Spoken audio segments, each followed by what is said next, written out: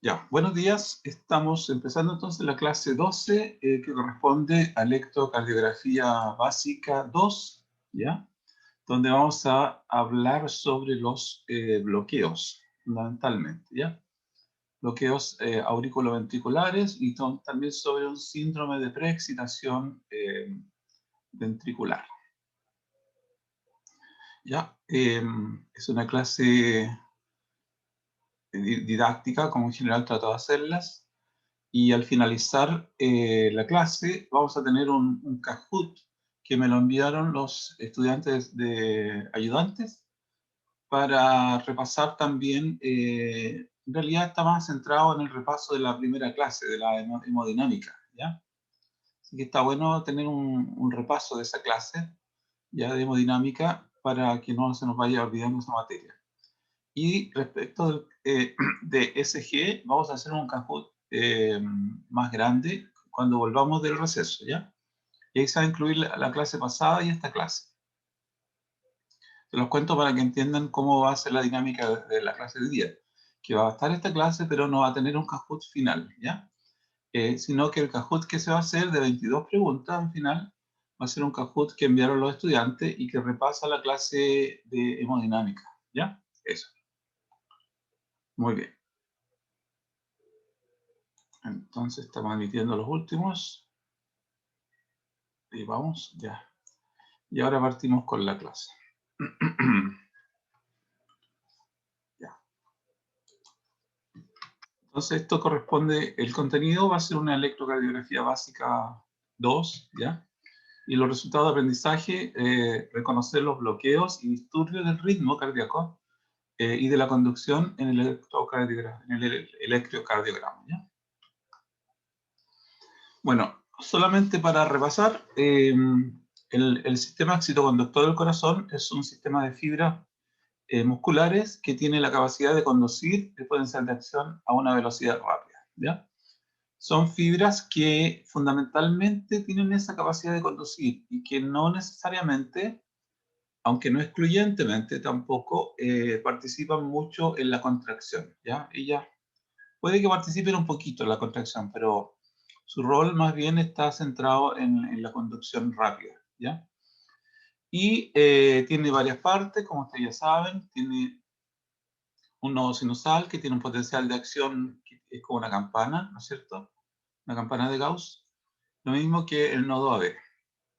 Pero a diferencia del nodo AB, ¿no es cierto? En el nodo AB ocurre un retraso y aquí la velocidad de conducción es muy lenta, de 100 milisegundos. Acá no, la velocidad de conducción es normal, ¿ya? Y tiene el nodo sinusal, tiene 4 o 3 salidas y la primera, la más superior, tiene una bifurcación, que sería el haz de Bachmann, que va hacia la aurícula izquierda. Y estos otros 3 ramas, ¿no es cierto?, van, ¿no es cierto?, hacia el aurículo ventricular. Y con eso abrazan, en cierta forma, estas ramas o estos manojos, abrazan a los dos aurículas y las conectan eléctricamente en forma simultánea y rápida, ¿ya? Eso permite que las aurículas se contraigan, expulsen el 20-25% del volumen telediastólico, el ventrículo se llena y se genera una máxima precarga, y con lo cual el potencial de acción alcanza a pasar ahora a través de las de His y la rama derecha-izquierda, ¿no es cierto?, el fascículo anterior izquierdo y la red de Purkinje.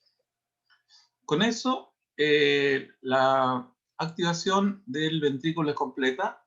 Se produce la contracción del ventrículo, el aumento de la presión intraventricular que fuerza las válvulas auriculoventriculares a cerrarse. Y una vez que se cierran las válvulas auriculoventriculares, el ventrículo queda como una cavidad cerrada, ¿ya? Tiene cerrado tanto las auriculoventriculares como las semilunares, que van hacia las arterias. Pero la presión sigue subiendo rápidamente, porque el músculo cardíaco tiene fuerza y tiene, ¿no es cierto?, una pared gruesa, que estando en proceso de sístole, en realidad la fuerza y la rapidez de la contracción es muy grande, y eso ahora fuerza las válvulas auriculoventriculares que están cerradas por una presión alta, ¿ya? Por un lado, la válvula pulmonar está cerrada por la presión de la diástole del sistema pulmonar, y la válvula, ¿no es cierto?, aórtica está cerrada por la presión en la diástole, en el sistema eh, sanguíneo, ¿no es cierto?, de la aorta. Entonces, esas presiones diastólicas a las cuales tiene que el ventrículo vencer, ya para que se pueda expulsar el volumen sistólico, se llama la poscarga del ventrículo derecho, en el caso de la presión diastólica pulmonar, o la poscarga del ventrículo izquierdo, en el caso de la presión diastólica arterial, ¿ya? Poscarga. Entonces, una vez que se vence la poscarga, se abren las válvulas y la sangre sale expulsada, el volumen sistólico sale expulsado bien rápido. Se expulsan los 2/3 del volumen sistólico, de lo que, supongamos que el volumen sistólico es 70 ml, rápidamente en la primera fase de expulsión, ya que se llama expulsión rápida, se expulsan los 2/3. Después, lo que sigue posteriormente son fases un poco más lentas, donde se expulsa el otro tercio, que lo que permite es sacar el volumen sistólico como tal. Y queda remanente adentro del ventrículo un volumen sistólico final, ¿ya? Que sería la resta entre el volumen telediastólico menos el volumen sistólico que fue eyectado. Ya, entonces esta es la posición también así en el espacio un poquito anatómica, ¿ya? De los componentes del sistema excitoconductor. Ahora, entendiendo dónde están las partes y entendiendo que, ¿no es cierto?, hacia acá nos estamos dirigiendo, mirando en el triángulo de Beethoven por la derivada 2, ¿ya? La derivada 2 en 60 grados, entonces uno debe entender que las despolarizaciones, como si fuera una onda de despolarización que va viajando hacia abajo, va viajando en 60 grados. Y después las despolarizaciones del ventrículo también en general, se puede decir en general, pero no, vamos a tener que entender esto, que en particular en el QRS ocurre algo extraordinario, donde ocurren ondas que se ven negativas. La primera onda negativa que se ve es la onda S. ¿Ya? No, perdón, es la Q, PQR, ¿no es cierto? La Q es la onda negativa y después otra onda negativa es la S, ¿ya? Después de esa onda negativa volvemos a isoeléctrico y tenemos el segmento ST, y después de eso tenemos la onda T, que es positiva. Entonces ahora les voy a, en el espacio les voy a tratar de mencionar dónde están esas ondas, ¿ya? En primer lugar, miren, lo que va ocurriendo es que sabemos que el electrodo de registro del D2 está acá abajo, ¿no es cierto? Está en 60 grados. Entonces, la única manera de que la primera onda fuera una onda negativa es que tuviésemos una despolarización que siguiera esta ruta al principio, ya cuando está llegando al septo interverticular. Bueno, efectivamente eso es lo que ocurre, porque tenemos ramas que van, se dan cuenta, en dirección opuesta, van en dirección opuesta a los 60 grados. ¿Ya? Y esto ya no es perpendicular, sino que tiene un grado un poco mayor que 90 grados. Si fuera 90 grados, todo lo que hiciera aquí en 90 grados, no lo vería el electrodo de registro, el positivo. El camarógrafo no vería que se aleja. Pero ¿por qué ve que se aleja y hace la onda Q, ¿no es cierto?, negativa? Es porque acá ocurre un proceso de despolarización que va en sentido contrario a la despolarización general. Y cuando ocurre eso, ya sabemos por convención que eso va a generar la onda Q, ¿ya? Después siguen las despolarizaciones hacia abajo en general, siguen hacia abajo, y ahí yo tengo una onda R grande, ¿ya? La onda R, que corresponde prácticamente a todas las, toda la masa ventricular. Y al finalizar esa gran despolarización, que tiene una amplitud alta, pero es rápida, porque veo que ¿no es cierto?, es muy angostita, o sea, eso significa que es rápida. Y la amplitud alta, porque tiene muchos potenciales de acción que van sumándose. Después de eso, después de esa onda R, aparece una onda S, ¿no es cierto? Ya, y esa onda S tendría que explicarse de nuevo porque hay una corriente que va, ¿no es cierto?, contraria al registro. Y ese contrario podría perfectamente ser ondas de despolarización cuando empiezan a devolverse hacia, ¿no es cierto?, a la base. Y recordemos que la contracción tiene que ser de punta a base para que pueda ocurrir, ¿ya? Entonces, habían dos exigencias que le dimos al músculo como bomba, que primero tenían que contraerse las aurículas, activarse las aurículas y llenar a los ventrículos. Y segundo, que los ventrículos tenían que contraerse desde la punta hacia la base. Ya, entonces, en ese sentido, es que uno podría aplicar la onda S ahora, porque los potenciales de acción y las despolarizaciones viajan ahora hacia arriba de vuelta, en contra de lo que tenemos el punto de registro. ¿Se dan cuenta? Entonces, si tuviéramos que encontrar los puntos donde yo voy a explicar la onda Q, podría ser el manojo, el fascículo anterior, bueno, aquí dice posterior, el fascículo, bueno, en otros textos le dicen anterior, pero en todo caso, ya, el fascículo izquierdo, ya, sí. El fascículo izquierdo, ¿no es cierto? Si yo lo logro ver que tiene una rama, y una rama que se dirige hacia el músculo izquierdo, pero se dirige en un ángulo mayor de 90 grados, y por lo tanto ya se vería alejándose. Ahí tenemos una explicación de onda Q, ¿ya? Y segundo, que la explicación de la onda S, ¿cómo la explicamos?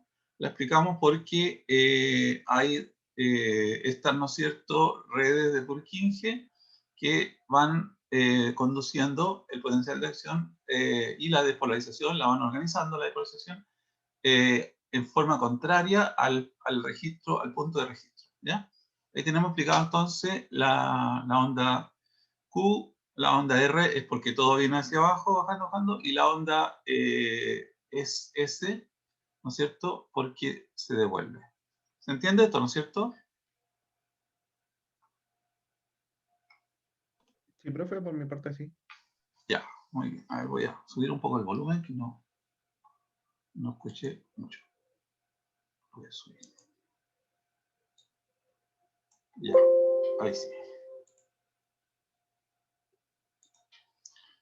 Ya, muy bien. Pues entonces, como por así decirlo, como toda esa onda se va a ver, la QRS, dependiendo si el potencial de acción se va acercando, se va alejando de la máquina que lo está midiendo, por así decirlo, ¿no? Exacto. Acuérdense que esa es la convención número 1 que dijimos, que los que estaban filmando ellos eran las derivaciones y esas eran positivos.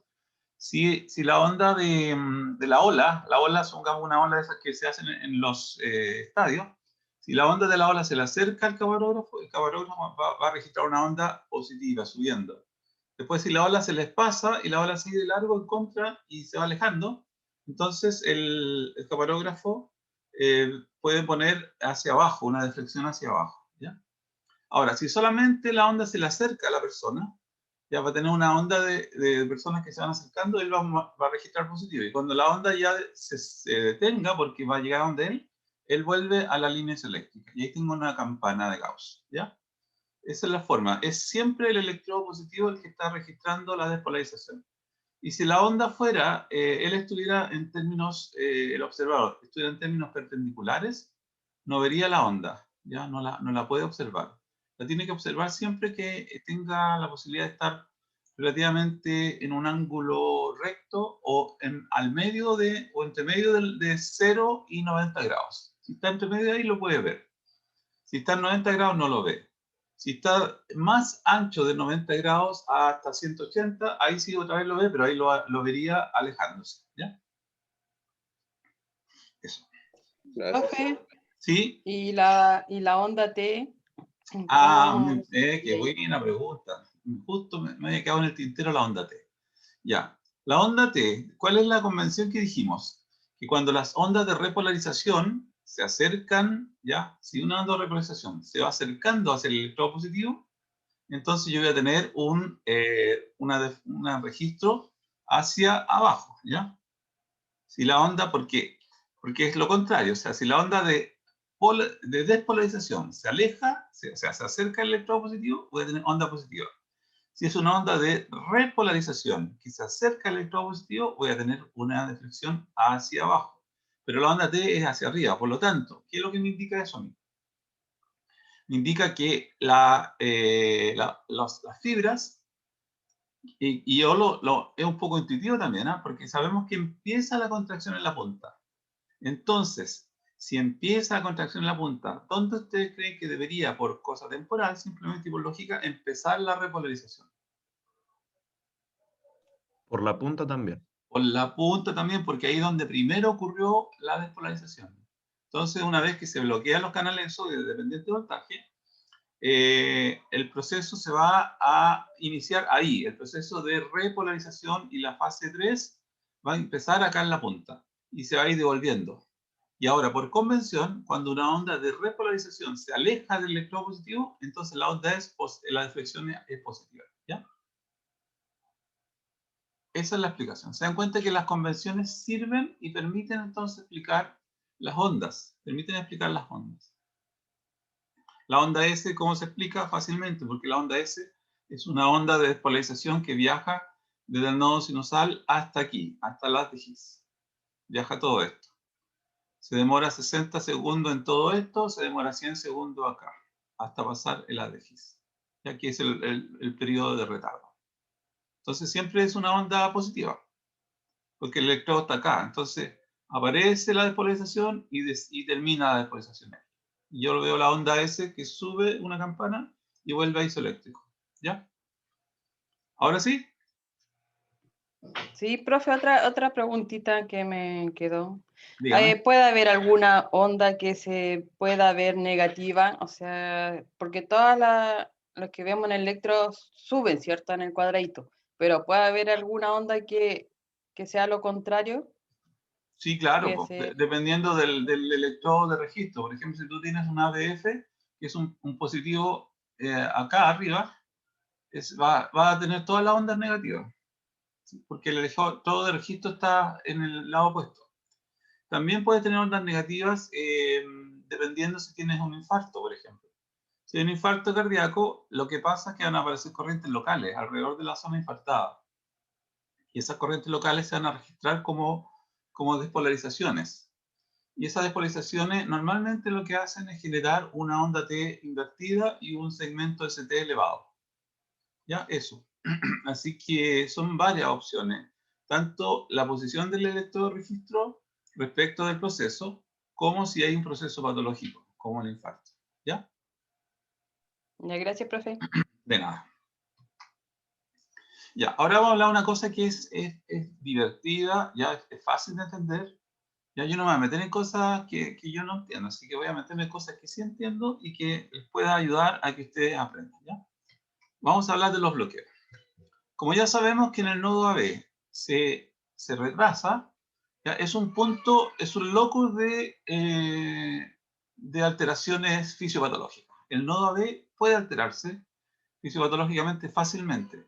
Y si se bloquea más de lo que corresponde, puede generar problemas. Por ejemplo, si el intervalo PR es superior a 0.22 segundos y la relación que hay entre ondas P y QRS es 1:1, esto es lo normal. ¿Se dan cuenta? Normal, ¿qué es lo que encuentro yo? Una relación entre onda S y complejo QRS 1:1. Siempre que hay un latido, aparece la relación 1:1. 1:1, 1:1. El ritmo sinusal, estoy debajo de 100 latidos por minuto y por sobre 60 latidos por minuto. Y el intervalo PR es menor de 0.22, porque normalmente recordemos que era 0.16, ¿ya? O 160 milisegundos. Recordemos que son el retraso en AB, 100, y la conducción en el aurícula, aproximadamente 60 o 70. Ya, esto es lo normal. Pero ¿qué pasa si yo observo que el intervalo PR se me alargó de 0.22 para arriba? Pero siempre hay una onda P y le sigue un QRS. Y el QRS normal, ¿ya? ¿Qué es lo que voy a observar aquí? ¿Qué es lo que, digamos ustedes, qué es lo que observan aquí? En cuanto a la frecuencia, por ejemplo. Hay como un tiempo quizás de retardo en el nodo, bueno, auriculoventricular, que es un poquito más largo. Se está deteniendo mucho más tiempo ahí el potencial de acción, por así decirlo, por Claro. lo que se ve. Claro que sí, se está deteniendo, ¿no es cierto? Ya. Aquí, bueno, yo no sé. Me gustaría que me ayuden a ver si pueden encontrar. Pero debería haber sido que la frecuencia cardíaca fuera un poquito más lenta. Pero la veo como que si fuera. Yo creo que por efecto el esquema quería explicar nomás, quería explicar la diferencia entre, para que se viera físicamente, ¿no es cierto? Se viera que el intervalo PR es más largo. Era como para dejar claro el punto. Pero tengo la impresión de que los bloqueos de primer grado debiesen tener frecuencia cardíaca un poco menor, ¿ya? Porque aquí, si yo lo muestro tal como está aquí, diría que tiene la misma frecuencia cardíaca, ¿ya? Así que ahí me quedo la duda, si me ayudan a resolverlo. Sí, profe, sí, Ah, los bloqueos de primer grado sí tienen más tiempo, de hecho se pasan como muchos cuadritos entre P y QRS, perfecto, ya, gracias, Mar. son bastante notorios.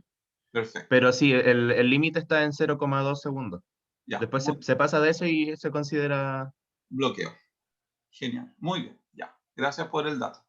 Pero ya, entonces después vamos a practicar mirando muchos otros registros, ¿ya? Así que esto es la primera cosa, pero acuérdense que siempre tienen que darse cuenta de este tipo de cosas, de si hay una relación 1 a 1 entre onda P y QRS, ¿ya? Aquí se dan cuenta que siempre va a haber una onda P, un QRS, una P, un QRS. Ya, no es que no me importe la onda T, ¿ya? Pero desde el punto de vista del bloqueo, ¿ya? Y especialmente si se llama de primer grado, me interesa la relación que hay entre estos dos, ¿ya? Si hay o no, si la relación siempre va a ser 1 a 1. Ahora, uno podría decir que esto no tiene gran importancia desde el punto de vista fisiológico, ¿ya? Pero si un especialista obviamente ya va a empezar a encontrar que esto podría ser una alerta de una cardiopatía isquémica, fiebre, ¿no es cierto? Una toxicidad por los digitálicos, recordemos los digitálicos, que lo que hacen es bloquear los canales de sodio, no sé, en la bomba sodio-potasio TPasa, y le dan un poquito más de fuerza al corazón, ¿no es cierto? Porque aumenta la gradiente de calcio, o esto puede estar asociado a desórdenes hidroelectrolíticos, ¿ya? Entonces, vamos a seguir viendo esto, pero cuando veamos, yo les voy a pedir una cosa, que vayan contando los cuadraditos, ¿ya? Aquí no hay cuadraditos, pero después recuérdense que cada cuadradito es 40 milisegundos, ¿ya? Así que eso lo vamos a tener en la mente para ir viendo si supera o no supera los 0,22, ¿ya? Entonces tendríamos que contar por lo menos 5 cuadraditos, ¿ya? 5 por 4, 20. Bueno, tendría que ser 5 y un poquito más. O 6. Ya, si hay 6, está seguro. Si es 5 y un poquito más, probablemente vamos a estar cerca de esto. ¿Ya? Eso. Ahí tenemos una posibilidad. Ahora, también existen los de segundo grado. Ya. ¿Qué significa un segundo grado? Significa cuando en algún momento no se logra, ¿no es cierto? No se logra la conducción de una onda P, ¿ya? La onda P como que no logró llegar hacia el ventrículo, como que no pasó de largo, quedó atrapada. Por ejemplo, si se dan cuenta aquí, yo tengo aquí una onda P, y tengo el complejo QRS, aquí también, aquí también. ¿Y ahora qué pasa? En este ciclo viene a aparecer una onda P. ¿Y qué ocurre? No logra hacer nada y vuelve el nodo SA a generar otra onda P. Y ahí sí aparece un QRS. Entonces, hay un momento donde no apareció el complejo QRS que debía aparecer. En este caso, entonces, si se dan cuenta, veamos si esta tiene un bloqueo. Si fuera un bloqueo, a ver, veamos cuántos cuadraditos podemos contar de los chicos el intervalo PR. A ver, voy a contar aquí. 1, 2, 3, 4 y menos de 4. O sea, un poquito más de 4. 4, algo. Lo voy a contar aquí otra vez. 1, 2, 3, 4... 5 a todo reventar. O sea, 0,20 segundos, ¿no es cierto? O 200 milisegundos, pero no alcanza a ser más que 200. Por lo tanto, no estamos hablando de que aquí hubo un proceso de bloqueo de tercer grado, pero perdón, de primer grado. Pero el primer grado requiere que siempre exista, ¿ya? Además de que se aleje el intervalo que sea mayor de 0,22, requiere que siempre de que exista una onda P, tiene que existir un QRS. Entonces ya por el hecho de que no existe el QRS, ya esto no puede ser un bloqueo de primer grado y entra a ser de segundo grado.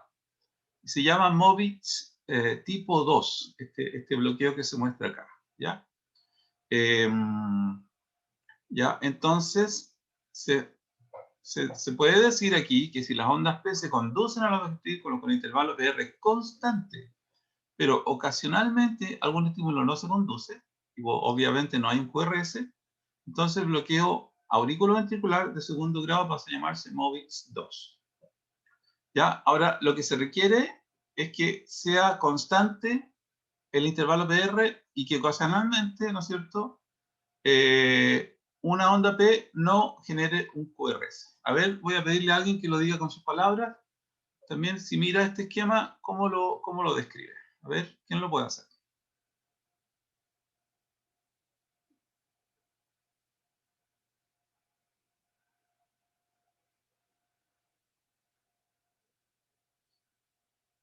Uno solo. O una sola.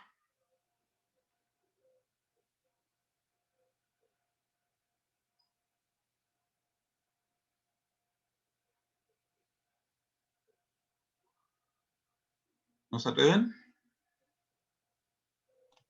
Ya, profe, yo lo digo. Ya, Máximo, ahora te Ya, en el bloqueo AV de segundo grado tipo 2, tenemos ondas e intervalos PR normales, hasta que uno falla y no se produce ¿cómo es la onda QRS.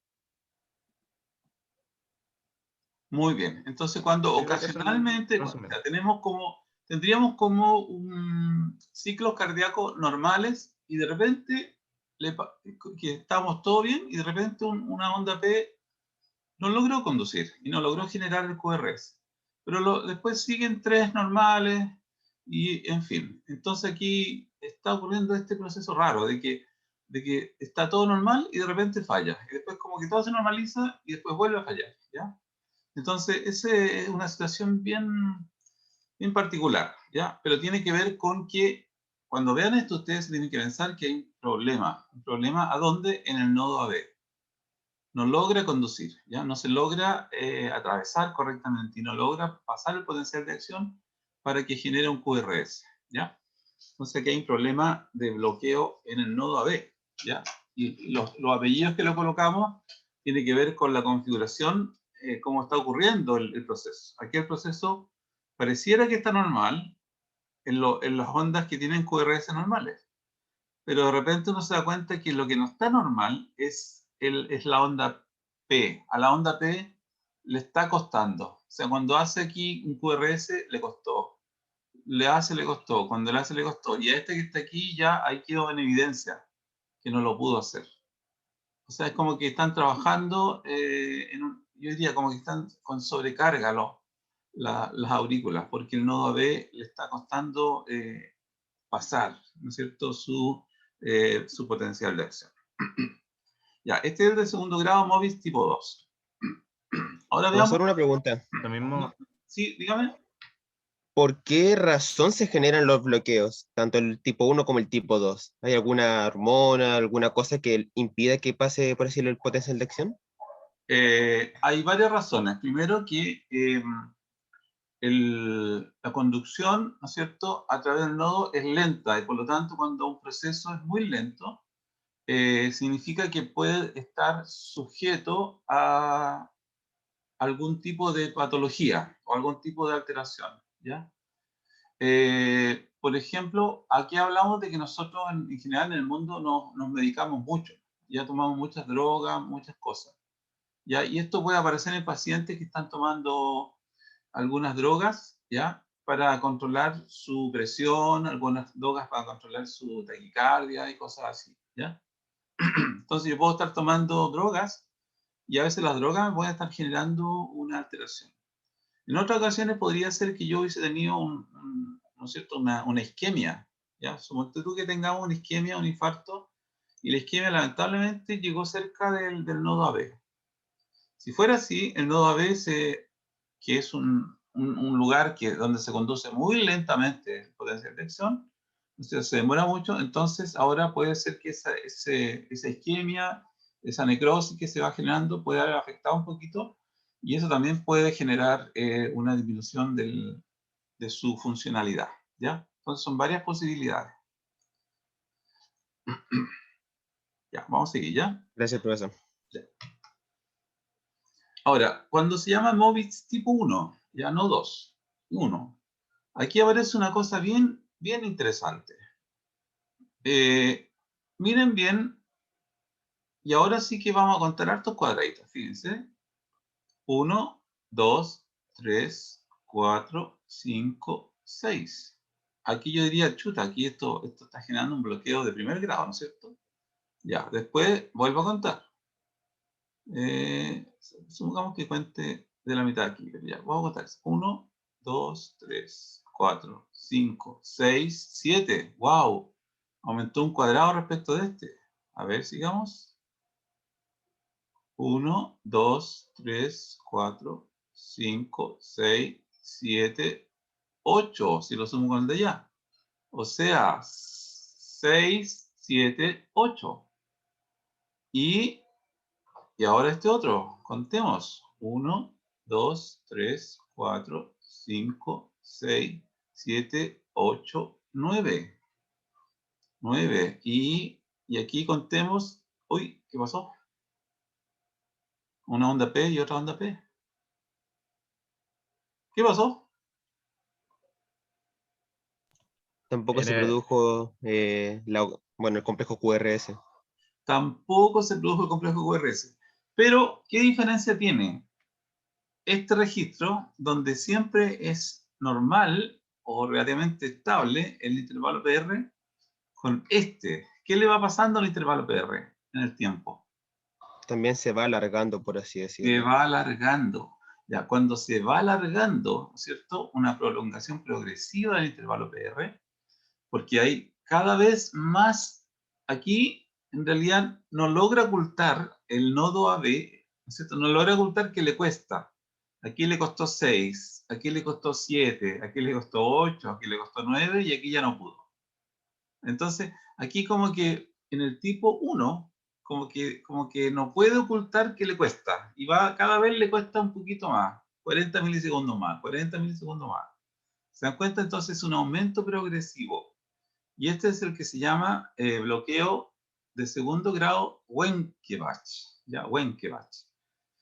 Y este otro es el MOVIX tipo 2. ¿Ya? El que aquí como que el nodo AB como que ocultó, ¿no es cierto? Y la onda P como que van ocultando que le cuesta. Como que lo hacen supuestamente normal, lo hacen normal, después este ya no lo puedo hacer.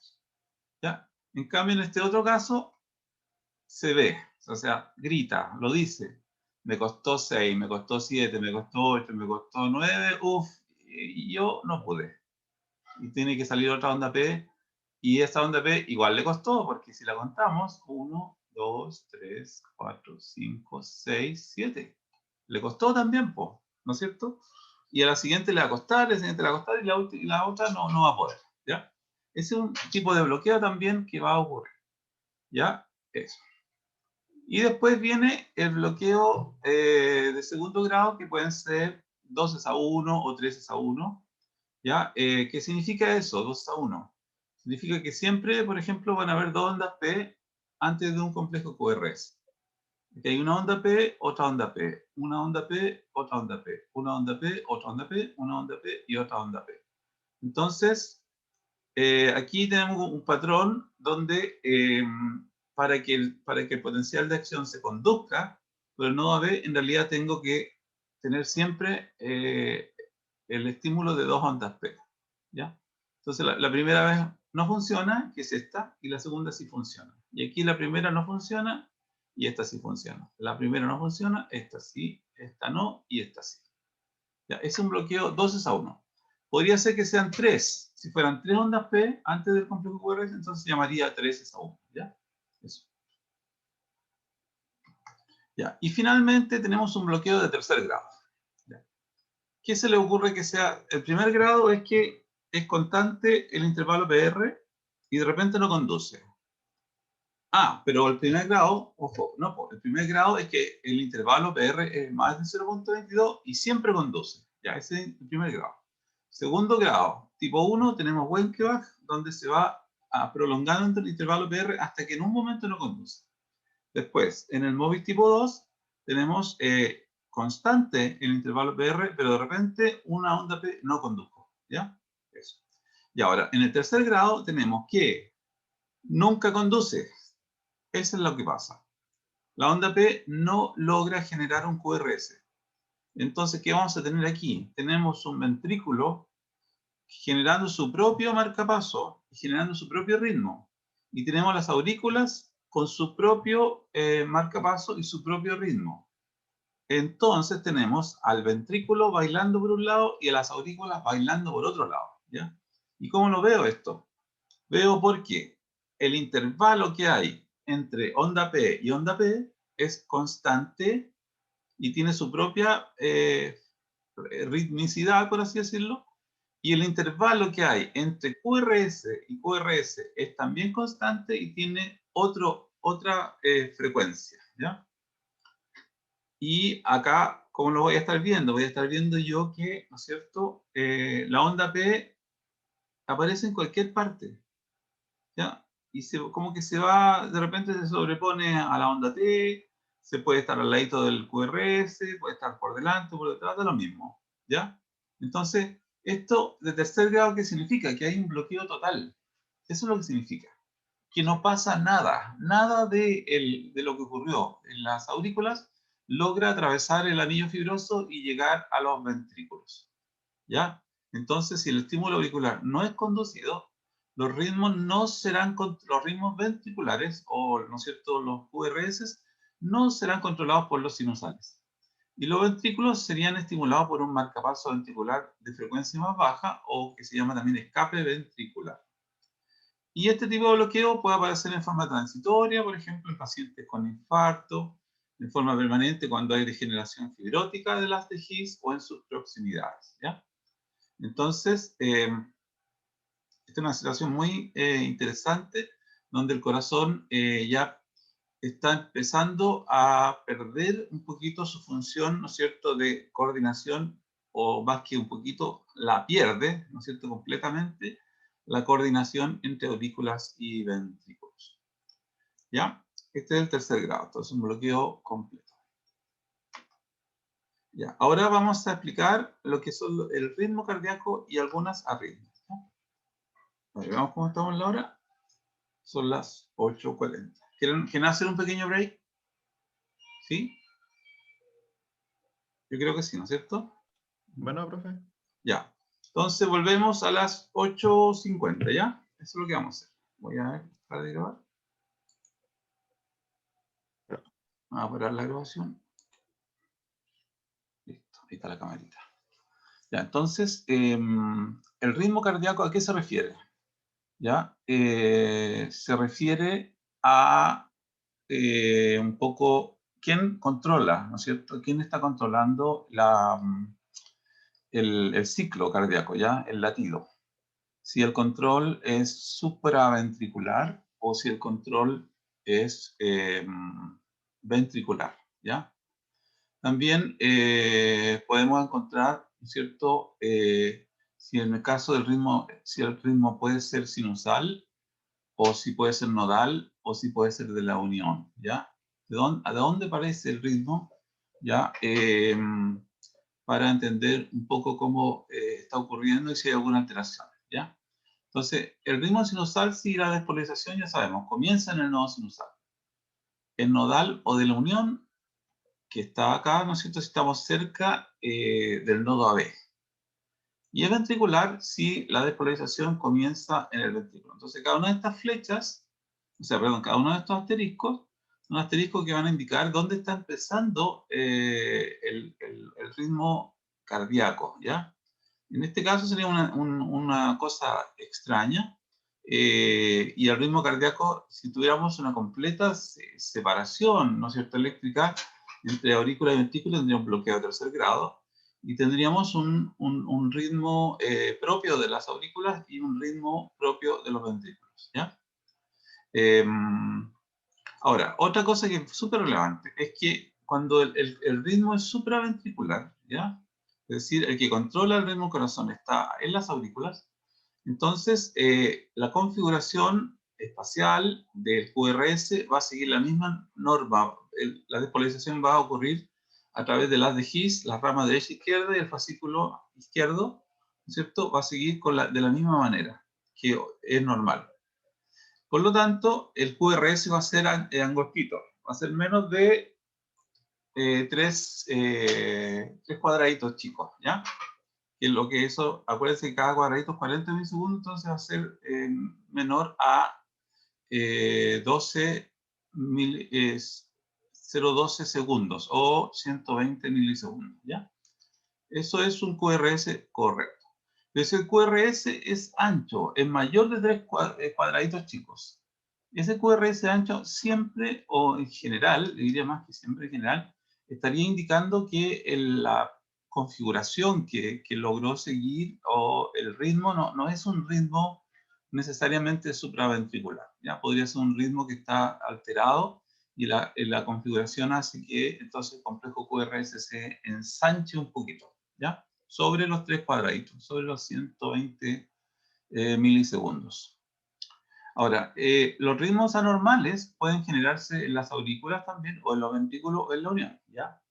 Y pueden presentarse, por ejemplo, como una extrasístole, ¿ya? Eso es bien interesante, porque cuando hay una extrasístole, va a significar que ocurre un QRS en ausencia de una onda P, ¿ya? Eso sería una extrasístole ventricular. Y eso obviamente se logró porque había algo que estimulaba la sístole, ¿no es cierto?, en el mismo ventrículo, ¿ya? Por eso se llama extrasístole ventricular normalmente. También puede esto presentarse con bradicardias o taquicardias, y si la activación ventricular y auricular es caótica, ¿ya? Entonces tenemos así como una bolsa, una olla llena de fideos, y no se ve claramente un proceso ordenado, ¿no es cierto?, secuencial de contracción, sino que cada pedazo del músculo se va contrayendo como loco. Entonces ahí podemos tener una fibrilación, ¿ya? Una fibrilación. Lo cual se va a ver en el registro del ECG, se va a ver como muchas banditas pequeñitas, como pequeñas puntitas, ¿no es cierto? Como si fuera ruido. El ruido, ¿no es cierto? Y yo vería una raya así como hacen los niños chicos cuando están empezando a pintar, ¿ya? Puras rayitas. Sería muy raro, ¿ya? Ya. Sigamos entonces. Perfecto. Ya. Entonces, podemos tener taquiarritmias o podemos tener bradiarritmias, ¿ya? Podemos tener distintos mecanismos por los cuales el ritmo se puede ir alterando, ¿no es cierto? Por ejemplo, aquí tendríamos, si lo normal fuera en la línea continua, entonces aquí tendríamos una fase 4 más rápida, una despolarización diastólica espontánea, ¿no es cierto?, más rápida, y las corrientes de los canales Fanny serían más altos. ¿Sí? Todos los mecanismos que hacen apurar un poco la pendiente y llegar a umbral rápido, ¿no es cierto?, pueden estar alterando, ¿ya? Y eso entonces me va a generar una frecuencia cardíaca más rápida, como se muestra aquí. Aquí van a aparecer 4 latidos en vez de 3, que sería lo que estaba antes, ¿ya? Y eso le llamaríamos un cronotropismo positivo. Sabemos que el sistema nervioso simpático puede generar este proceso a través de un receptor beta 1 en el nodo SA, ¿ya? Perfecto. También podría ser que la taquicardia fuera ventricular, ¿ya? Y en ese caso puede haber una despolarización espontánea, ¿ya? En fase 3, como en este caso, o una despolarización espontánea en fase 4. Y en este caso va a estar producida por drogas, ¿ya? Drogas como la procainamida, la quinidina y la dioxina, que son drogas cardíacas usadas típicamente por un paciente cardíaco, ¿ya? Para aumentar la fuerza, en fin, para distintos otros fenómenos. ¿Ya? ¿Y qué es lo que le va a pasar en este caso de gatilamiento? Va a significar que va a tener una extrasístole la persona, ¿ya? Va a tener, o va a tener una taquicardia ventricular donde el complejo QRS va a ser más ancho, ¿ya? Recordemos, es una característica sine qua non que cuando hay estímulos o marcapasos ventriculares, el complejo QRS es más ancho, ¿ya? Así que van a ver complejos QRS más anchos si hay algún tipo de gatillamiento, ya sea que se gatilló el proceso de la taquicardia, ¿no es cierto?, en la fase 3, como sería aquí, que ocurrió salimos ¿no es cierto?, salimos de la fase periodo refractario absoluto y logramos volver a gatillar otro potencial de acción y se va a generar esto. O también puede ser que logremos tener un ritmo de escape, ¿ya? En la fase 4. Y esto antes de que llegue la onda P de nuevo, ¿no es cierto? Se va a producir esta despolarización espontánea, ¿ya? Que puede generar una taquicardia polimórfica.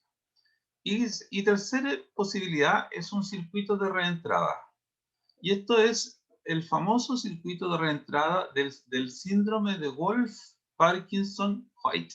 Wolff de lobo, Parkinson del mismo doctor de la enfermedad de Parkinson, y White de otro médico de apellido White. ¿Ya? Entonces este es el famoso síndrome de Wolff-Parkinson-White. Ya, bueno, es casi como un chiste, pero yo soy poseedor de ese síndrome. ¿Ya? Yo poseo el síndrome de Wolff-Parkinson-White y ya fui operado. Ya fui operado con una ablación cardíaca, ya que lo que hicieron es romperme la fibra que me estaba produciendo el problema. Ya. ¿Y cuál es la característica que tiene este fenómeno de reentrada del síndrome de Wolff-Parkinson-White? Existen dos vías de conducción de distintas velocidades de polarización. Una vía lenta y después una vía rápida que va en forma retrógrada, ¿ya? Entonces, esta vía lenta de conducción, ¿ya? Típicamente se refiere a, ¿no es cierto?, al haz de Kent, al haz patológico. No es el haz de His, ¿ya? Es el haz de Kent. Así como Clark Kent, ¿ya? O el monito de Kent de la Barbie. O sea, así. Ya. Y en ese caso, la conducción va a ir lenta. Como va lenta, ¿no es cierto?, el potencial de acción se queda divagando en ese tejido que conduce más lento, y ese tejido no queda digamos, no pierde su actividad, a pesar de que logra llegar hacia el otro sector donde se está conduciendo, ¿ya? Y todavía no hay periodo refractario. Pero una vez que se acaba la conducción rápida, ¿ya? Y las fibras aquí empiezan a entrar en periodo refractario relativo. Cuando este lado adquiere periodo refractario relativo, el potencial de acción aquí todavía estaba dando vuelta. Y finalmente logra activar algunos canales de sodio de dependiente voltaje, que ya están listos para ser activados, y ahora lo que hace es generar un potencial de acción en reversa, hacia el otro lado. Va encontrando, ¿no es cierto?, tejido que está posible de ser activado, ya que está en periodo refractario relativo, sigue encontrando, y finalmente, ¿no es cierto?, lo que va a hacer es que va a generar una vía, en vez que fuera una vía que venía hacia abajo, ahora es una vía que va al revés, ¿ya? Y esa vía al revés, ¿qué hace? Llega a las aurículas. Y en las aurículas, ¿qué va a pasar? Va a encontrar a las aurículas también en un periodo refractario relativo, ¿ya? Y va a poder eventualmente estimularlo. Y si estimula a la aurícula, esa despolarización va a llegar al nodo AB, y el nodo AB va a volver a estimularse y se va a producir un circuito de reentrada al revés, ¿ya? Vamos a mostrar un poco más de ejemplo de esto para que les quede claro. Bueno, lo mismo dicho acá, que un sistema de reentrada requiere dos vías, una vía rápida y una vía lenta. Cuando la vía rápida se acaba, digamos, y el periodo entra en refractariedad, ¿ya? La vía lenta logra estimular a ese tejido, ¿ya? Y se va a producir el circuito de reentrada, ¿no es cierto? Como se muestra en este ejemplo. ¿Ya? Fíjense que aquí la conducción iba en este sentido, va hacia abajo, en los dos casos, ¿se dan cuenta? Y después, aquí, miren, se estimula entonces la conducción en este sentido y después el sistema queda dando vuelta aquí. ¿Ya? Ya. Ahora mirado en forma más grande, vamos a encontrar que la DGIS está aquí en el centro, ¿no es cierto? Dirigida hacia el septo interventricular. Y en las zonas de los bordes de las válvulas, vamos a tener la posibilidad de tener un haz accesorio, ¿ya? El haz, famoso haz de Kent. Y aquí estaría. Este haz accesorio, entonces, normalmente no está, ¿ya? Pero ahora, si está, va a conducir lentamente el potencial de acción. Lo conduce lento, lento. Y una vez que el corazón entró en diástole, ¿ya? Cuando entró en diástole, el potencial de acción todavía estaba aquí. En cambio, en todo este otro sector, el potencial de acción desapareció y todo se relajó. ¿No es cierto? Pero acá todavía está el potencial porque va lento. Y empieza a activar ahora a la aurícula y la aurícula logra activar el nodo AB antes que el nodo se abra. Si logra hacer eso, entonces genera un circuito de reentrada, ¿no es cierto? Que es un perrito que se va pillando la cola y va generando entonces el proceso de taquicardia ventricular. ¿No es cierto, Salvador? ¿Taquicardia ventricular? ¿Sí o no? Eso, muy bien. Ya, vaya a limpiarse. Te amo. Chao. Chao. Ya, ahí el Salvador me vino a mostrar ahí algo. Ya. ¿Se entiende bien el circuito de reentrada? Sí, profe. Ya, muy ¿Eso bien. va a ocurrir solamente en una parte del corazón o en las dos? Puede ocurrir las dos, en realidad. Ya puede ocurrir las dos. Ya. Pero el punto de vista práctico es que se activan los dos, porque una vez que tú activas el nodo AB, en realidad va a activar la otra también, ¿no? Aquí es imposible que tú actives el nodo AB y se vaya solo por una rama, a menos que hubiera un bloqueo de rama derecha. Excelente. Tendría que haber un bloqueo, pero en realidad no, eso no pasa así. Lo que pasa es que se activa el nodo AB y se activan las dos ramas, y la anterior también se va a activar. Y eso va a generar una sístole ventricular de mayor frecuencia, ¿ya? Eso. Excelente, muchas gracias. Aquí no tengo idea por qué pusieron solamente por un lado. Yo creo que... Sí, como eso fue lo que me confundió, dije, es sí, solamente en uno. yo creo que el esquema está mal, porque lo que tenía que haber mostrado es que lo que quisieron es mostrar la reentrada. Eso es lo que quisieron mostrar. Era como darle El énfasis. circuito en sí. Sí. Pero debiesen haber puesto la flechita para acá también, porque también este de acá también se activa. ¿Ya? Ok. Ya. Entonces, el síndrome de Wolff-Parkinson fue causado por la presencia de una vía eléctrica o un cortocircuito eléctrico accesorio entre las aurículas y los ventrículos. Y la señal eléctrica viaja por esta vía normal, conocida como el haz de Kent, ¿ya? Entonces aquí tengo la vía normal, y la vía accesoria también puede estar acá, puede estar a la derecha o a la izquierda, ¿ya? Y dependiendo si está a la derecha o a la izquierda, es que puede tener una vía ortodrómica o antidrómica, ya del flujo de la corriente. Entonces puedo tener una activación de derecha a izquierda o una activación de izquierda a derecha, ¿ya? Ahora, por ejemplo, si yo veo la onda positiva, ¿ya? Entonces tengo el bypass está en el lado izquierdo, ¿ya? Si veo una onda negativa, una onda delta negativa, entonces el bypass está en el lado derecho, ¿ya? Bien interesante ese concepto. Y aquí yo tengo en el lado derecho, entonces voy a tener el electrocardiograma, va a presentar una onda P, un complejo QRS ancho. ¿Se dan cuenta? Aquí es una característica que va a tener. Esto van a ser más de 3 cuadraditos chicos. Y va a desaparecer la onda, la onda Q va a desaparecer y va a aparecer una onda delta, ¿ya? Una onda delta que está acá.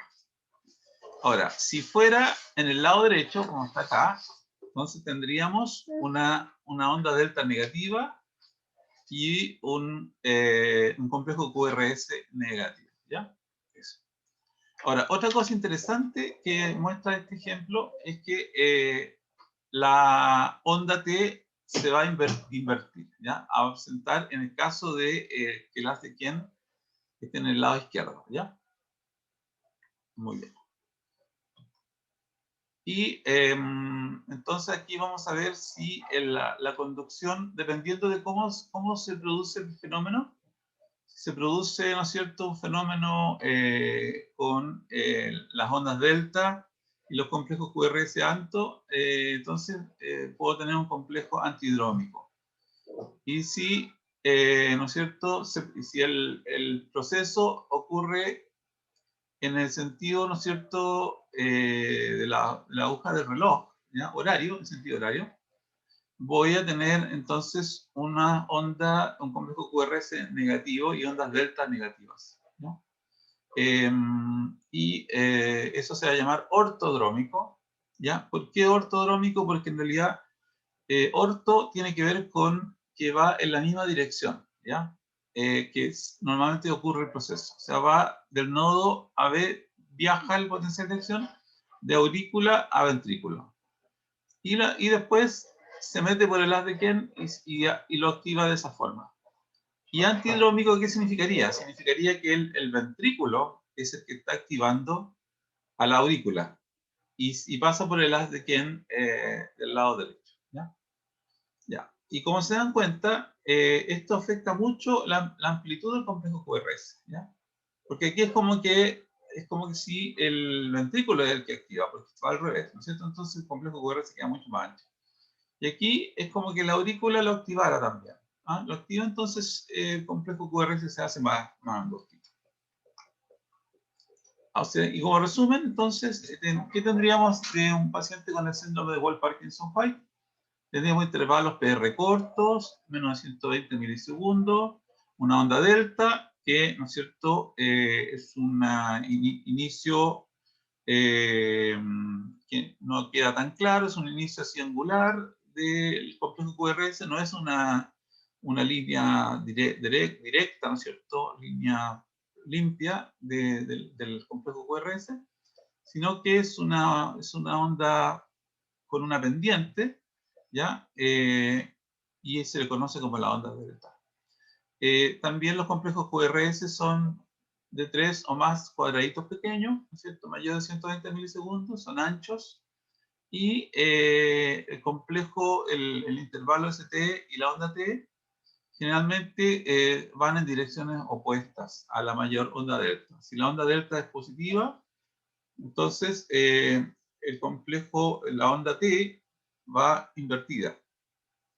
Y el segmento ST también va un poquito, tendría a bajar un poquito.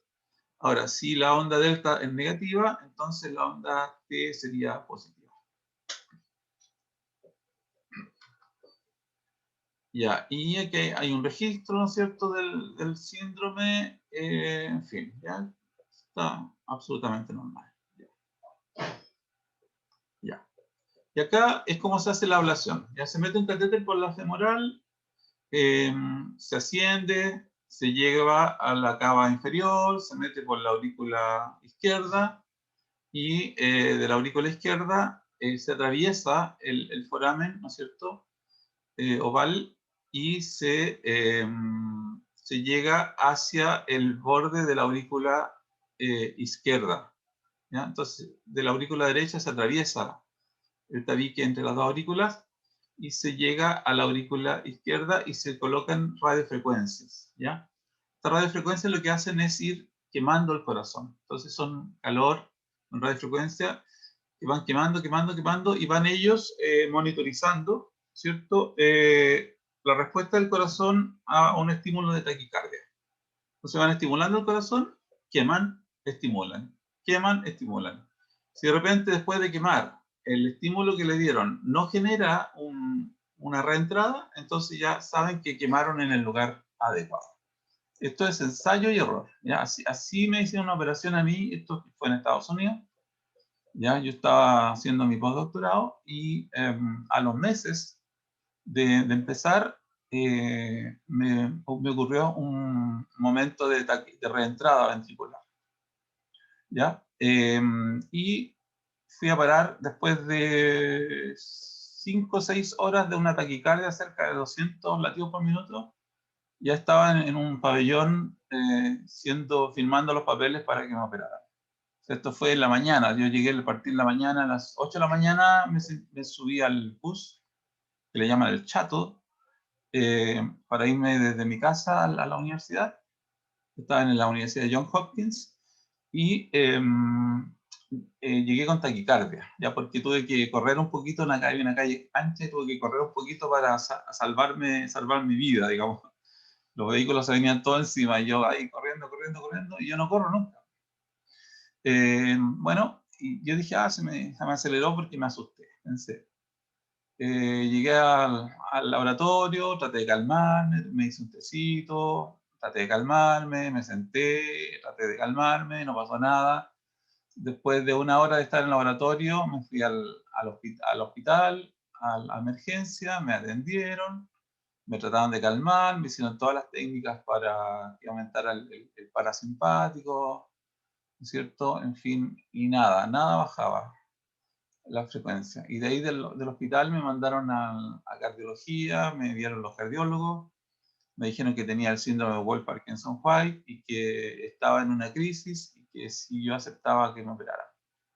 Obviamente acepté, firmé el consentimiento, me dijeron que me podía morir y yo dije, bueno, si me tengo que morir, me muero. Así que, pero eso fue una exageración, porque es como ellos para protegerse, que a uno le informan que es una operación, y es una operación cardíaca, y en fin, pueden haber riesgos. Así que está bien. Acepté los riesgos nomás, y eso. Me operaron, y después de eso nunca más volví a tener esa taquicardia de reentrada. Así que por lo menos me salvé. Así que esa es mi historia, ¿ya? Respecto de este punto. Ya, y para terminar, a ver cómo estamos en la hora. Ya, ya estamos terminando, ¿ya? Acá tengo una membrana de un cardiocito, y quiero recordarles que estamos aquí en los canales de potasio dependiente de voltaje. ¿Ya? Estos canales de potasio lo que hacen es generar la fase 3, ¿no es cierto? Y producir la repolarización. Pero ocurre que existe la posibilidad de que estos tengan alguna mutación. Hay posibilidad de que existan mutaciones como el síndrome del QT largo, que hay un bloqueo del canal de potasio que se llama el canal HERG. Y eso hace enlentecer la repolarización, ¿ya? Si la repolarización se enlentece, entonces es posible que este momento sea un momento de susceptibilidad, que se le llama, o de alta vulnerabilidad, en la mitad de la onda T. Porque en ese lugar es donde se pueden inducir circuitos de reentrada, ¿ya? Entonces, pacientes con intervalos QT largos tienen elevados índices de arritmias ventriculares e incluso a veces muerte súbita. ¿Ya? La más frecuente causa de muerte súbita de pacientes con infarto o miocardio es la fibrilación ventricular. Entonces, si ustedes se dan cuenta, estoy aquí con un ECG normal, una onda P, un complejo QRS y una onda T, y todo bien, y de repente se alargó, ¿no es cierto?, la repolarización, es decir, la onda T se hizo más larga, y cayó justo en ese punto un potencial de acción, ¿ya? Y ese potencial de acción generó circuitos de reentrada, generó esta fibrilación ventricular, ¿ya? Donde ya no veo nada. Y cuando hay fibrilación, entonces yo tengo que la contracción es súper caótica. Y el músculo ya no está contrayéndose de la punta a la base, sino que se puede contraer de la base primero hacia la punta, y es como que tú agarras el tubo de pasta, ¿no es cierto? Y lo empieza a apretar desde el cogotito arriba, y no sale nada. ¿Por qué? Porque no está siguiendo la secuencia, ¿no es cierto? Normal, de atrás hacia adelante. Bueno, eso puede pasar, y es posible en los síndromes del QT largo. Y eso puede tener que ver con este bloqueo de estos canales, y hacen que el QT sea un poco más largo y más susceptible a arritmias cardíacas. Ya, y un ritmo sinusal, ya sabemos, está presente cuando el SA es el nodo sinusal, hay una onda P seguida de un complejo QRS, los intervalos son normales y la frecuencia es normal, va entre 60 y 100. Pero existe una condición muy interesante en los ritmos que se llaman las arritmias sinusales respiratorias. Y las arritmias sinusales se pueden observar claramente en que en el momento de la inspiración yo tengo un RR más corto que en el momento de la expiración. Si yo estoy expirando, el RR se hace más largo. Si estoy inspirando, se acorta. Eso no tiene nada de raro, es normal. Es porque durante la expiración está más activo el sistema parasimpático y durante la inspiración está más activo el simpático. Entonces, como que si tuviera una onda de tono simpático y parasimpático, ¿ya? Aumentado en la inspiración el simpático, disminuido en la expiración el simpático. Disminuido en la inspiración el parasimpático y aumentado en la expiración el parasimpático. Y eso va generando entonces una normal arritmia, ¿ya? Que tiene que ver con la respiración. Y esto se llama la arritmia sinusal respiratoria. Esto es muy normal en niños, en atletas, ya que la frecuencia cardíaca aumente la inspiración y disminuye la expiración, porque van cambiando el tono vagal sobre el tono sinusal. Y hay otras arritmias, como por ejemplo la arritmia paroxística, la taquicardia paroxística auricular. Ya en este caso es la aurícula la que genera una frecuencia muy alta, mayor de 140, y esto puede ser por cafeína, nicotina, alcohol, ataque de ansiedad, etcétera, etcétera. Ya, ¿y qué arritmias alteran la hemodinámica? Bueno, hay tres mecanismos. Puede ser que la frecuencia sea muy alta o muy baja, y ahí yo puedo alterar la hemodinámica, o porque disminuye el volumen de fin de diástole, o volumen ventricular diastólico final. ¿Ya? También sé que entre 40 y 160 latidos minuto voy a tener un Q normal, porque voy a alcanzar a expulsar el volumen sistólico. Pero sobre 180 empieza el volumen sistólico a disminuir, el llenado empieza a disminuir, el flujo coronario disminuye, y el consumo de oxígeno obviamente va a aumentar, porque yo voy a estar haciendo más fuerza cardíaca. ¿Ya? ¿Y qué manifestaciones clínicas yo puedo tener? Puedo tener palpitaciones, ¿ya? Es una ectasístole ventricular, básicamente, ¿ya? Que es un complejo QRS no precedido de onda P. Puedo tener un síncope por hipertensión ortostática o insuficiencia cardíaca, ¿no es cierto? Porque se origina a partir de la baja contractilidad determinada por un escaso aporte o una DO2 baja al músculo cardíaco, ¿ya? Y angina, que se produce cuando se liberan algunos analgésicos, ¿ya? Como la quinina, la histamina, adenosina, enzimas proteolíticas, y que se liberan a partir de la isquemia y pueden generar dolor, ¿ya?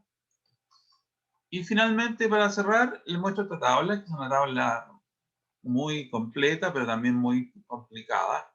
Pero no quiero que se lo aprendan, pero sí quiero que tengan presente esto. Por ejemplo, aquí dice la alteración, ¿ya? Ocasional extrasístole o una extrasístole mantenida. Es decir, aquí hay un complejo QRS que no fue precedido de onda P. ¿Qué es lo que hay que hacer? Dice la morfología del QRS normal, el ritmo supraventricular, no haga nada. Si hubo una extrasístole y la morfología del QRS es anormal, ¿ya? Entonces, y el ritmo ahora es ventricular y no supraventricular, entonces puedo tomar lidocaína o no hacer nada. Ahora, si la extrasístole se mantiene, ¿ya? Y hay una onda P presente, ahí puedo hacer yo todas estas cosas.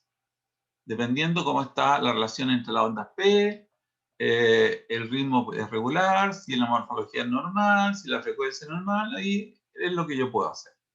Y si la onda P está ausente, ¿ya? Y los ritmos son regulares o ligeramente normales, etc., es lo que yo puedo hacer. Y si tengo, por ejemplo, extrasístole ventricular mantenida y no tengo QRS, ahí estoy frito, porque tengo que ir a RCP, ¿ya? Claramente. Y, en fin, o estoy en paro cardíaco.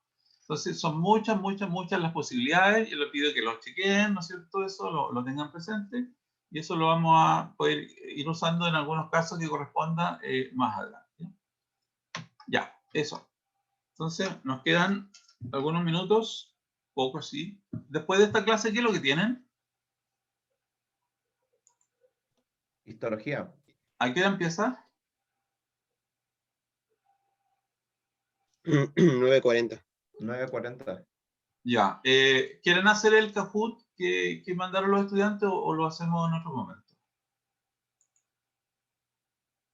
Ya, profe, Kahoot. ¿Sí? Ya, bueno. Yo pregunto, porque nos vamos a demorar como unos 12 o 15 minutos. ¿Está bien? Sí. Ya, bueno. Ningún problema.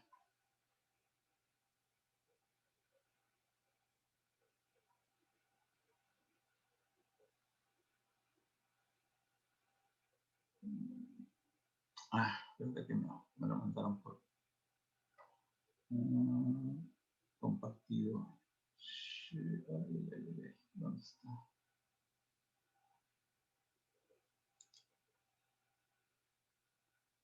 Aquí, compartido conmigo.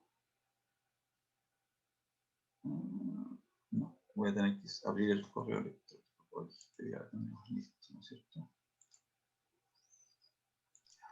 Profesor, mientras busca el Kahoot, una pequeña pregunta. Entonces, Bueno, cuando se hace el circuito de reentrada o el ACKEND, sabemos que es el ventrículo el que está yendo al nodo aurículo ventricular y está generando todo ese proceso, ¿no? sí. Pero el nodo sinusal también está generando otro proceso aparte, o es ese como inhibe, por así decirlo. No, el nodo sinusal trata de hacer su pega. Trata de hacer, pero lo que Pero, pasa es que el otro le gana porque lo hace antes.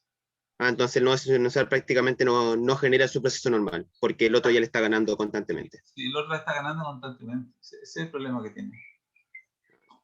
Ya, listo. Ya, ahora sí. Ya. Entonces, vamos. Ya, ahora sí. Ahora vamos a compartir. Y ya, ya, ahí estamos. ¿Sí? Ya, ahora los sitios de ustedes ya lo saben, el sitio del Kahoot, ¿ya? Abrirlo, www.kahoot.it, ¿ya? Y ahí viene el pin. 5531023.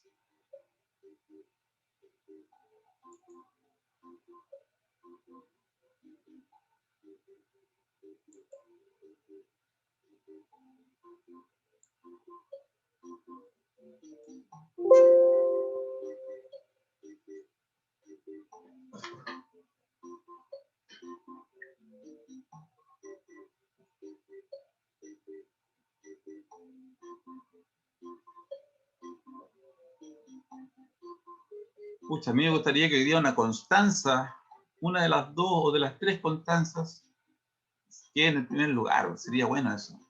Hay muchas Constanzas en el curso. Así que vamos a ver cómo les va. Ya, partimos nomás. ¿Excepto alguien más quiere? A la 1, a las 2 y a las 3. Ya, no fuimos.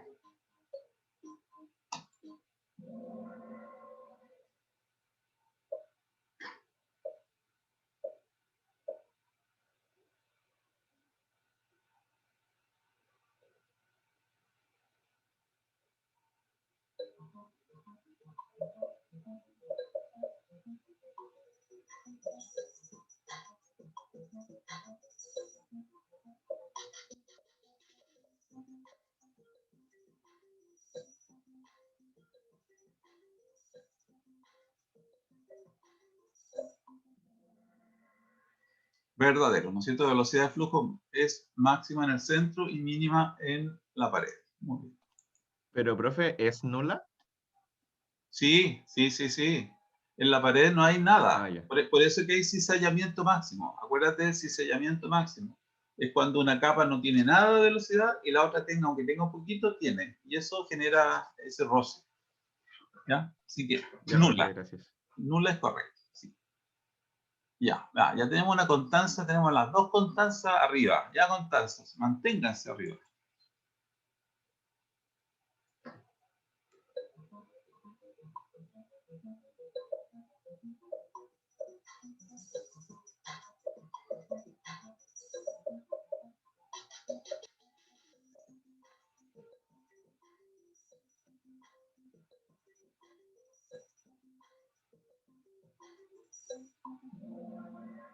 Todas las anteriores, muy bien, ya. Puede estar acompañado de soplos, lo predice un número de Reynolds mayor de 3000, y se necesita más presión para impulsarlo que el flujo laminar. Claro, porque en turbulento vamos a estar normalmente en estrecheces, ¿no es cierto? Donde hay una ateroma, una placa, cosas así. Y se necesita más presión, ¿ya? Muy bien. Va. ¿Y las constanzas desaparecieron? ¿Cómo es eso?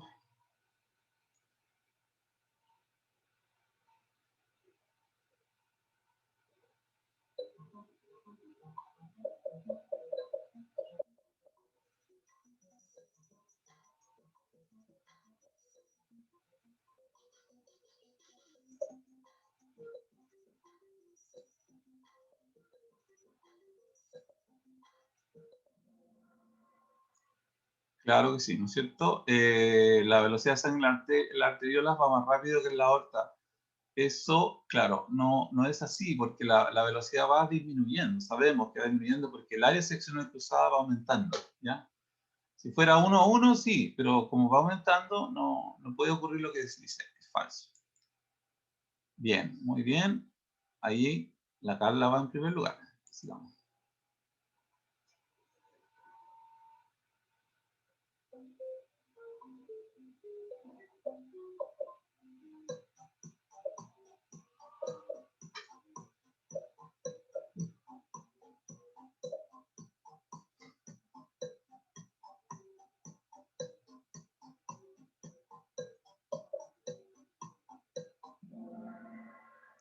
Claro, si disminuye el diámetro del vaso, el número de Reynolds, obviamente, ¿no es cierto?, va a aumentar, porque va a haber turbulencia. Entonces no puede ser que disminuya. ¿Ya? Ya, muy bien. Y Stephanie, Constanza y Javier. Vamos.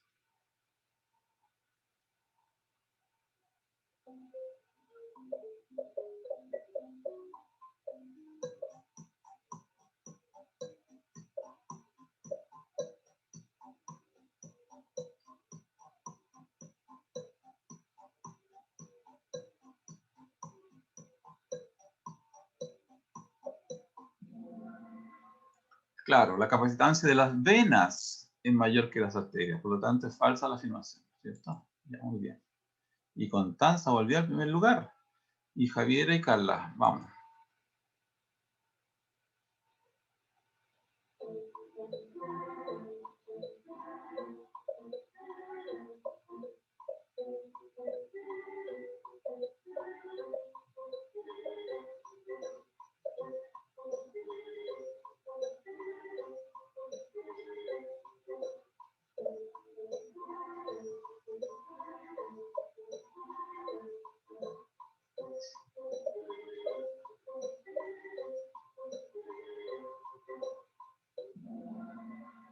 Claro, la presión diastólica es la presión arterial más baja en un ciclo cardíaco, ¿ya?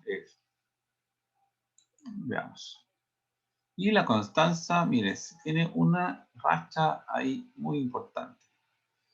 Y la segunda Constanza también, ahí se está colocando ahí, ¿no es cierto?, adentro del grupo. Carla y Stefan, muy bien.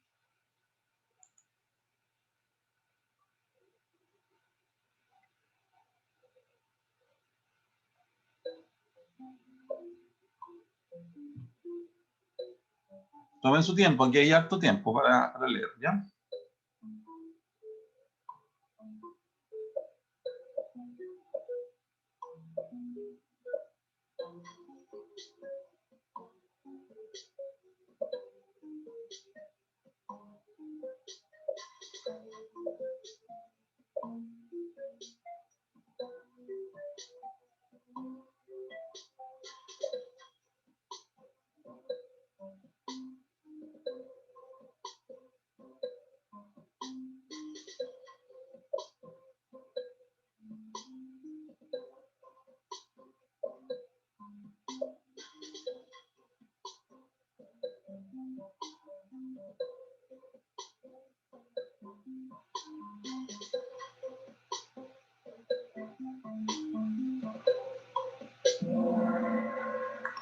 Muy bien, en la arteria esclerosis aumenta la presión por el depósito de placas, ¿ya? Entonces eso aumenta la resistencia al flujo por las placas, ¿no es cierto? Y eso aumenta por tener menos distensibilidad también hace que pequeños aumentos de volumen aumenten, ¿no es cierto?, la presión. Eso. Ya, también tiene mayor presión de pulso. Siguiente, la constancia sigue arriba y ahí están las dos constancias de nuevo. Muy bien, ya, sigamos.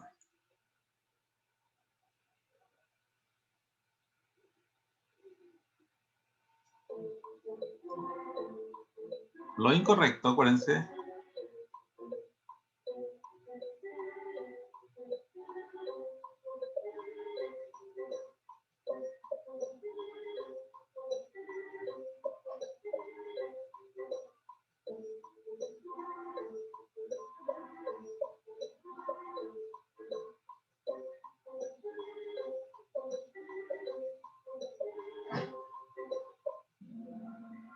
Claro, lo incorrecto aquí es que el gasto cardíaco sea menor. No puede ser menor porque existe el principio de continuidad, donde tiene que haber el mismo gasto cardíaco en la circulación pulmonar, ¿no es cierto?, que en la circulación sistémica. Eso tiene que ser igual, si no, no funciona.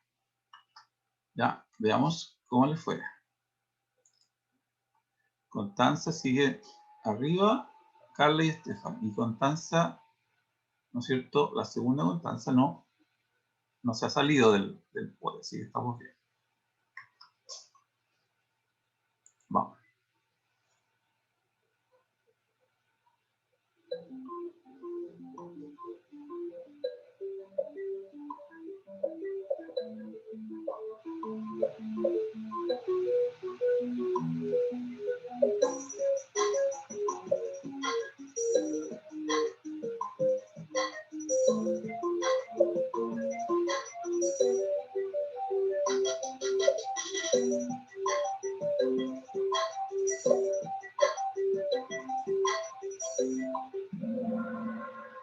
Y aquí se preguntaba por lo falso, ¿no es cierto?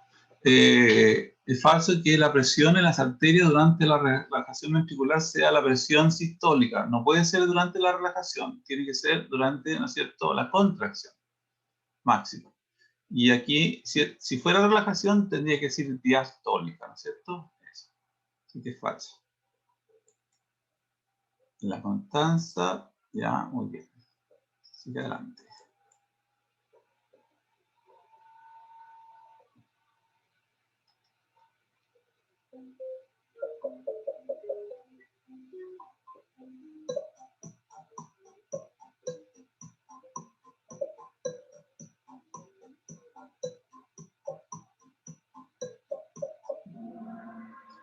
Verdadero, ¿cierto? Los pulsos que hay en las arterias grandes son mayores que los pulsos en la aorta. ¿Por qué? Porque se suman con los pulsos que se devuelven.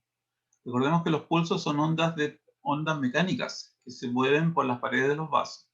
Esas ondas mecánicas llegan a punto de bifurcación y se pueden devolver. Al devolverse se suman al pulso que viene llegando. Entonces se genera una onda sumada más alta y genera un pulso mayor, ¿ya? Eso es lo que genera un pulso mayor en arterias grandes.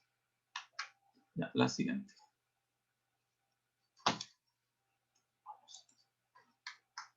Siguiente. Ahí sí. Ya. Muy bien. Las dos Constanza arriba, Carla, Estefan y Rocío.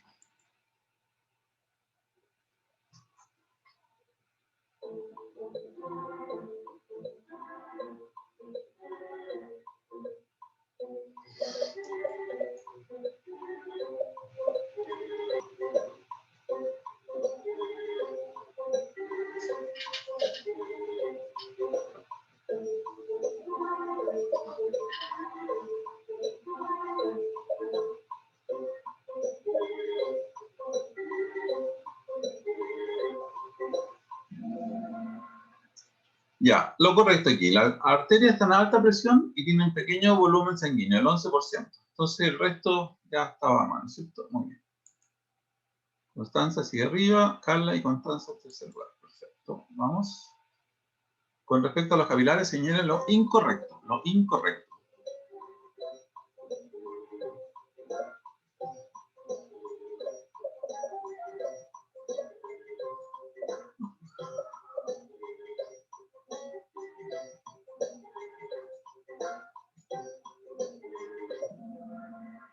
Claro, ¿cómo no van a permitir el paso de los líquidos? ¿No es cierto? Eso es totalmente absurdo. Ya, vamos, muy bien, ¿eh? Se están manteniendo. Felicitaciones.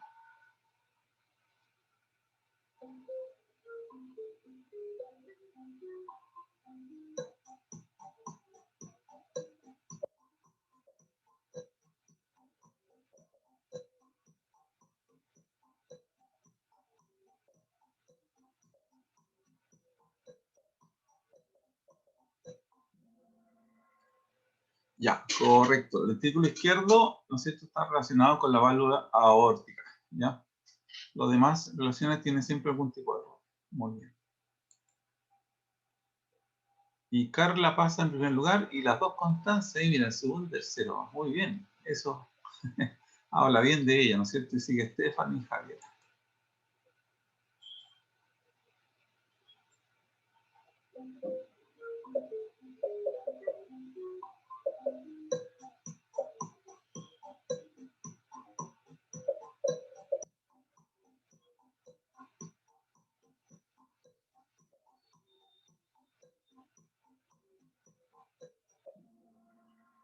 Falso, ¿no es cierto? No es donde se recibe el mayor porcentaje de gasto cardíaco.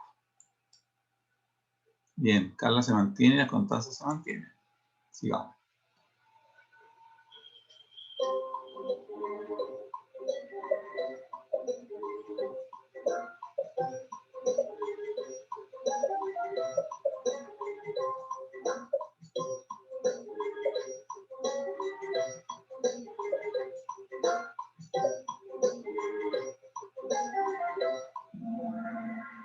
Claro, los pulmones, por principio de continuidad. Carla, Constanza y Constanza. Muy bien.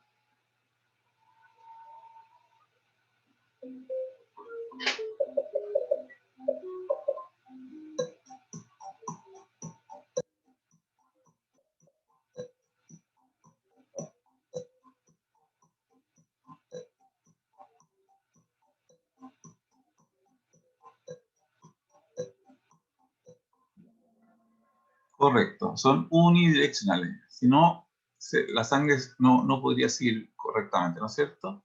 Y estamos manteniendo. Ahí Branco está de vuelta con una racha de respuesta de 3. Vaya.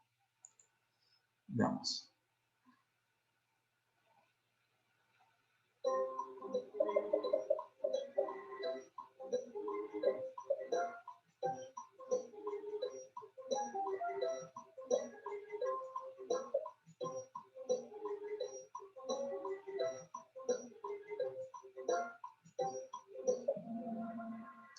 Claro que es falso, ¿no es cierto? El derecho, no el izquierdo.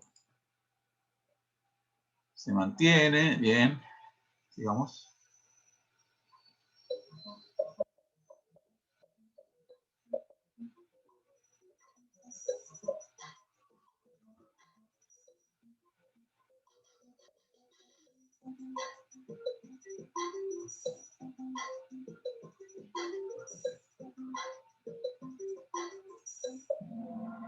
Correcto, dos tipos de circulación, la pulmonar y la sistémica. Y siguen adelante las tres mosqueteras. Muy bien.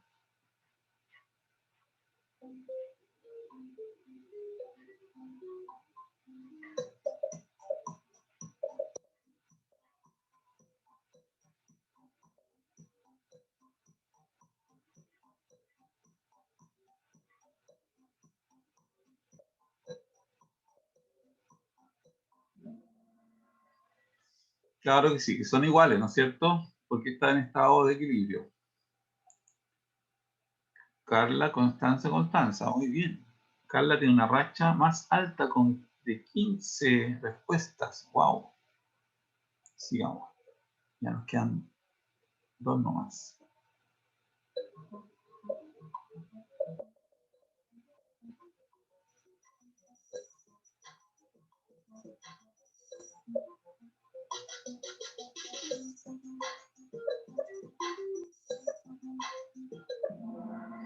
Muy bien, claro que sí. Los vasos sanguíneos tienen muchas otras funciones, ¿no es cierto? Que transportar pasivamente nomás la sangre.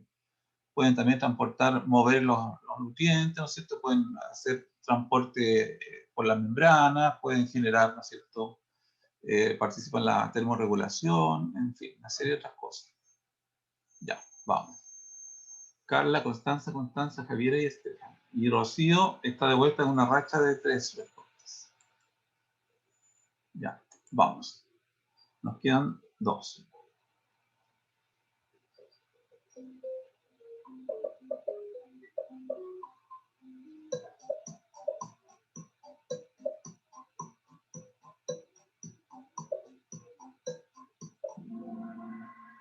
Claro, tiene una presión mayor, es mayor que de la aurícula derecha, ¿ya? Carla, Constanza y Constanza. Muy bien, ¿eh? Constanza B tiene una racha de 13 respuestas correctas seguidas. Y la última, la sangre arterial siempre está oxigenada.